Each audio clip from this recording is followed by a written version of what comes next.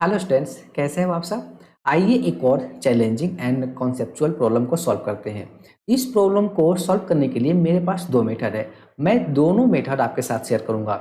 उससे पहले आपको इस बार इस प्रॉब्लम को एक बार खुद से जरूर सॉल्व करना है। ओके, तो आइए क्वेश्चन को सॉल्व करते हैं। डिटेल में इसको हम लोग समझेंगे। Okay, suppose this equal to zero, मतलब determinant of this equal to zero where f x is continuous and differentiable function है। F dash x not equal to zero and मेरे पास ए गिवन है और हमें निकालना F1। तो सीधा सीधा क्वेश्चन क्या बोल रहा है कि आपको पहले Fx क्या करना है, डिटरमाइन करना है। इतना तो आइडिया लग गया। ठीक है, अब मैं यहाँ पे मेंशन करता हूँ फर्स्ट मेथड। देखो फर्स्ट मेथड मैं कैसे करूंगा। ओके, तो सबसे पहले मुझे Fx डिटरमाइन करना है। चलो क्वेश्चन स्टार्ट यहाँ से करते हैं। इसको सबसे पहले इवेल्युएट करते हैं डिटर्मिनेंट को, ठीक है ना। तो दिस इंटू दिस, यानी कि इसको मैं लिखूंगा f dash x whole square minus F x और into f double dash x equal to zero. Okay, अब इसको हम लोग क्या लिख सकते हैं, f dash x whole square which is equal to, इसको मैं लिखता हूँ एफ एक्स और यहाँ पे लिख लेता हूँ F double dash X. Right, ठीक है। अब इसके बाद एक काम करता हूँ, देखो यहाँ पे मैं इसको लिखता हूँ एफ डैश एक्स, ठीक है ना। F dash x whole square है, इसका मतलब F dash X into F dash X है। ओके, तो मैंने एफ डैश एक्स यहाँ पे रखा है और एफ एक्स को उठाकर मैं यहाँ पे लाता हूँ, ठीक है। विच इज इक्वल टू, यहाँ पे लिखूंगा एफ डबल डैश एक्स, ठीक है, डिवाइडेड बाई एक एफ डैश एक्स यहाँ बचा हुआ है, वो मैं शिफ्ट कर दूंगा यहाँ पे, ठीक है। उसके बाद क्या कर लेंगे, इंटीग्रेटिंग बोथ साइड, ठीक है ना। अब इसके बाद हम लोग कर लेंगे इंटीग्रेटिंग बोथ साइड, क्योंकि कहीं पे भी आपको अगर ऐसा एक्सप्रेशन कहीं पे भी दिखता है तो आपको क्या करना है, इंटीग्रेटिंग बोथ साइड, ठीक है ना। और इंटीग्रेट किसके रिस्पेक्ट में है, तो विद रिस्पेक्ट टू एक्स, ठीक है। सो हम लोग इसको लिखेंगे F dash X divided by this integration D X equal to integration F double dash है डिवाइडेड बाय, यहाँ पे लिखा हुआ एफ डैश एक्स और यहाँ पे डी एक्स, ठीक है। अब दोनों को इंटीग्रेट करने का बहुत बेसिक सा रूल है। अगर आप इसको इंटीग्रेट करना चाहते हो तो आपको क्या करना है, टी इक्वल टू क्या ले लेना है, एफ एक्स। तो डी टी इक्वल टू कितना हो जाएगा, तो F dash x D x, देखो ऊपर वाला आ गया।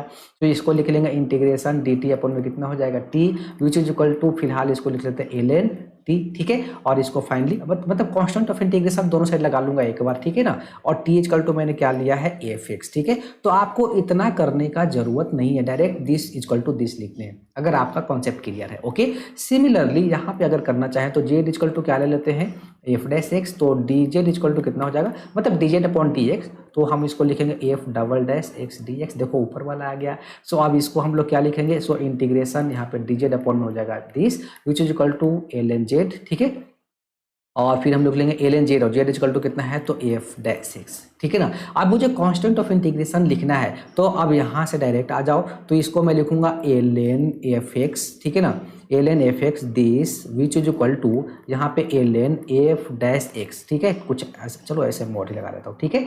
देखो यहाँ पे भी एल एन, यहाँ पे एल एन, तो हम लोग कांस्टेंट पे भी एल एन सी ले लेते हैं, ठीक है। अब उसके बाद हम लोग क्या कर लेते हैं, तो L N F x equal to, यहाँ पे log A plus log B वाला फॉर्मूला, तो एल एन सी और यहाँ पे कितना हो जाएगा, एफ डैश एक्स। दोनों साइड से लॉग हट जाएगा तो यहाँ पे आ जाएगा F x equal to C और कितना हो जाएगा, एफ डैश एक्स। राइट, ठीक है। अब आपको निकालना है सी, मतलब यहाँ पे आप कांस्टेंट ऑफ इंटीग्रेशन निकालना है। उसके लिए आपके पास डाटा गिवन है, F zero equal to one, F dash zero equal to two, ठीक है। तो अगर हम लोग एक्स इक्वल टू यहाँ पे जीरो पुट कर देते हैं तो यहाँ पे हो जाएगा F zero which is equal to C F dash zero. तो यहाँ पे मैं यहाँ पे वन हो जाएगा which is equal to C into कितना हो जाएगा टू।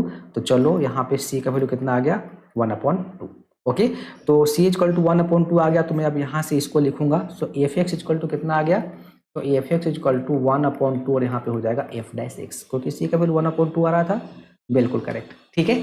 तो ये आ गया ना। अब इसके बाद क्या करोगे, इसके बाद देखो, इसके बाद आप क्या करना है, इसके बाद इस टू को इधर ले जाओ और अगेन आपको लिख लेना है F dash X divided by कितना, एफ एक्स।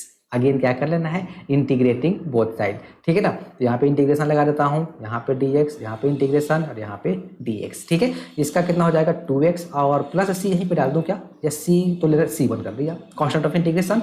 और इसका तो अभी हमने पीछे किया है, क्या लिखा हुआ था, L N F X, right, ठीक है।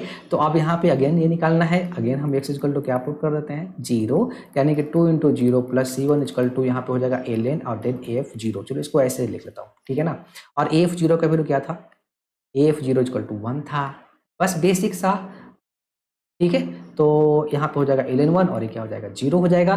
तो चलो ये 0 हो गया, यानी कि C1 का वैल्यू कितना आ गया 0 आ गया। ठीक है, तो डायरेक्ट यहाँ से लिख सकते हैं 2x इक्वल टू ln क्या हो गया मेरे पास fx। So fx equal to कितना हो जाएगा, तो e to the power ln है, इसका मतलब कुछ ऐसा होता है log e, और यहाँ पे क्या लिख लेंगे fx जिसका बेस e हो। तो fx equal to e to the power कितना हो जाएगा 2x। चलो फंक्शन डिटरमाइन हो गया। आपको क्या निकालना था, f1 निकालना था, तो f1 इक्वल टू दिस, ये हमारा आंसर आ गया। ठीक है ना, बहुत बेसिक सा हो गया ना ये तो। अब यहाँ से अगर हम f0 तो गिवन ही था, f1 equal to E square, ये हमारा आंसर आ गया।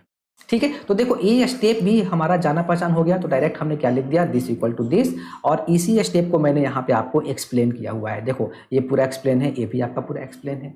ओके, तो हम इस टाइप से इस क्वेश्चन को प्रोसीड कर सकते हैं। अब सेकेंड मेथड में कुछ ज़्यादा नहीं है, मैं सेकेंड मेथड आपके साथ अगर शेयर करना चाहूँ तो सेकेंड मेथड भी कैसे होगा ध्यान से देखना। तो डिटर्मिनेंट वाला जो वैल्यू आया था ना, उसको तो आपको लिखना पड़ेगा, मतलब इसको तो लेकर ही चलेंगे ना सेकेंड मेथड के लिए भी, यानी कि ये मेरे पास जो गिवन है इसको लिखना पड़ेगा, f dash x whole square minus this, इसको लिखूंगा मैं, यानी कि f dash x whole square minus F x और f double dash x equal to क्या हो गया 0। ठीक है, ये लिखा हुआ था। इसके बाद जो स्टेप था ना, वही डिफरेंस है फर्स्ट और सेकंड मेथड में। मैंने कुछ इसको जब ये लिखा था, इसको फिर मैंने इधर शिफ्ट किया था, फिर मैंने कुछ रीअरेंज किया था वैल्यू को। ओके, यहाँ पे मैं क्या करूँगा, यहाँ पे ये जो दे रखा है F dash x not equal to क्या दे रखा है 0, तो मेरे माइंड में यहाँ पे एक फॉर्मूला दौड़ गया, क्वोशिएंट रूल ऑफ डिफरेंशिएशन।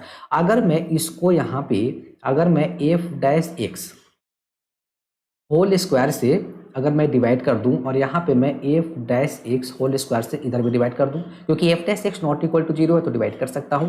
अब ये पूरा जो पार्ट है ना, ये पूरा पार्ट क्या लिखा हुआ है पता है आपको, ये लिखा हुआ है डी अपॉन डी एक्स, और एफ एक्स अपॉन में क्या लिखा हुआ है एफ डैश एक्स। ठीक है, जब आप यहाँ पे डिफरेंशिएशन अप्लाई करोगे ना, क्वोशिएंट रूल ऑफ डिफरेंशिएशन, तो देखो F dash X, F X का दिस तो F dash x whole square minus F X बाहर और एफ डैश एक्स का F double dash X divided by F dash X का होल स्क्वायर।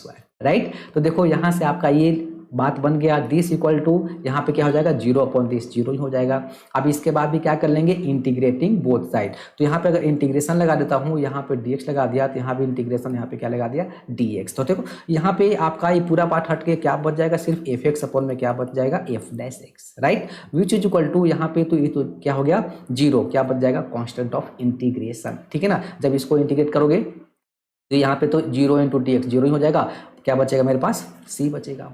ठीक है, तो ये आ गया। अब इसके बाद क्या करना था आपको, इसके बाद एक काम करते हैं, पहले c निकाल ही लेते हैं। तो c निकालने के लिए वही x इक्वल टू 0, यानी कि f0 divided by F dash क्या 0 which is equal to c। ठीक है, और यहाँ पे लिखेंगे तो f0 इक्वल टू क्या था 1 था, तो 1/2 इक्वल टू c कितना आ गया 1/2, यानी कि मेरे पास 1/2 आ गया। राइट, अब यहाँ से अगर मैं आऊँ तो यहाँ पे देखो लिखा हुआ है जो, तो एक काम करता हूँ, इसको मैं रेसिप्रोकल करके लिख लेता हूँ। तो यहाँ पे मैं एफ डैश एक्स कर दूं, और यहाँ पे अगर एफ एक्स कर दूं विच इज इक्वल टू क्या हो गया 2। ठीक है, अब ये स्टेप आप नोट करो जरा ध्यान से देखना, ये जो है F dash X upon F x equal to 2 मेरे पास आया हुआ है क्या कहीं पे, कहाँ पे देखो, ये वाला स्टेप, ये वाला स्टेप। ठीक है ना, F dash X upon F dash sorry F x equal to 2, उसके बाद हमने क्या कर लिया था दोनों साइड इंटीग्रेट, उसके बाद आपको पूरा मेथड यही तो है। तो बस आपको दोनों मेथड में जो डिफरेंस था वो था फर्स्ट स्टेप, जो डिटर्मिनेंट को इवेल्युएट किया उसके बाद का स्टेप, उसके बाद का स्टेप था। फर्स्ट में मैंने क्या किया, थोड़ा सा इसको इधर ले जाकर फिर रीअरेंज किया, मतलब कुछ टर्म को, और ई वाला मेथड जो हुआ, ई वाला मेथड में मैंने क्या किया कि dividing both side by F dash x whole square, यहाँ पे मैंने सोचा क्वोशिएंट रूल ऑफ डिफरेंशिएशन। तो ऐसे ही आपको सोचना पड़ेगा, ऐसे ही सोचिए और डिफरेंट मेथड से क्वेश्चन को सॉल्व करने का कोशिश कीजिए। ओके, तो देखो ये मेथड भी एक तरह से आके ये आ गया ना, इसके बाद तो आपको पता ही है कैसे आपको करना है, अगेन इंटीग्रेट कर लीजिए, फिर आपका आंसर आ जाएगा। वैसे इस स्टेप के बाद आपको ये वाला स्टेप देखना चाहिए, क्योंकि ये पूरा जो है ना, पूरा जो है उसके बाद का स्टेप है, तो लिखने से कुछ फायदा नहीं है, आप लोग समझ गए होंगे। ठीक है, जो बेसिक डिफरेंस था वो फर्स्ट स्टेप के बाद था। ठीक है, तो फर्स्ट और सेकेंड मेथड, आपके पास अगर कोई बेटर मेथड है तो भी आप शेयर कीजिए। ठीक है, और ये वीडियो अगर पसंद आया तो वीडियो को लाइक कीजिएगा, चैनल को भी सब्सक्राइब जरूर कीजिएगा। Thank you.